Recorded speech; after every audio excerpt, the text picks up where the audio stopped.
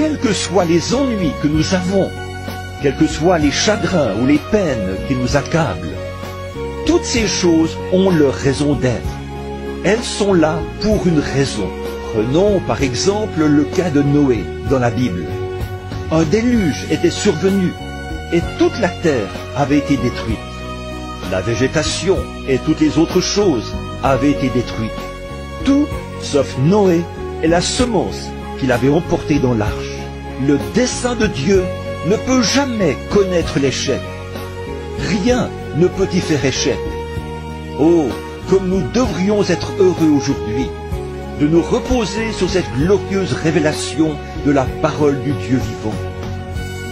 Rien de ce qui existe maintenant ou de ce qui pourrait survenir, aucune maladie, aucun chagrin, aucune mort, aucun péril, rien ne peut nous séparer du dessein du Dieu vivant. Ce que Dieu a conçu dans sa pensée, ce que Dieu a résolu dans son cœur d'accomplir. Aucun démon, aucune puissance, rien ne pourra jamais disjoindre ce grand plan immortel, le plan éternel de Dieu. Tout doit s'accomplir comme Dieu l'a dit. Alors, nous voyons que dans les jours où le monde entier allait être détruit par le déluge, Dieu avait fait des préparatifs. Des préparatifs dans quel but? De préserver son dessein. C'est ce qu'il a fait du temps de Noé. Et il le fait encore aujourd'hui. Il a fait des préparatifs afin de préserver son propre dessein. Il préservera une église. Il préservera un groupe de gens. Il préservera des sujets pour son glorieux domaine que la mort ne peut détruire.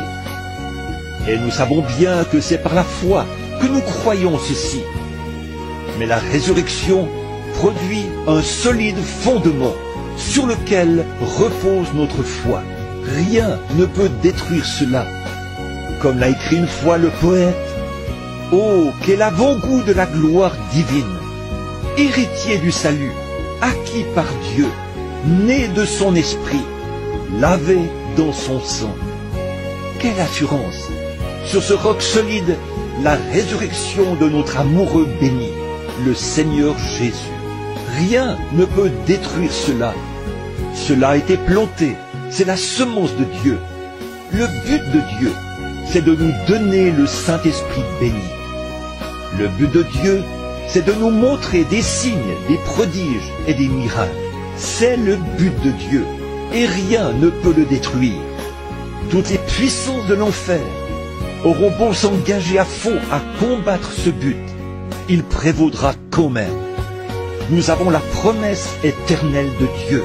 On aura peut-être des enseignants, on aura peut-être des ismes, on aura peut-être de grands programmes, on aura peut-être des choses donnant l'impression que ce but sera détruit.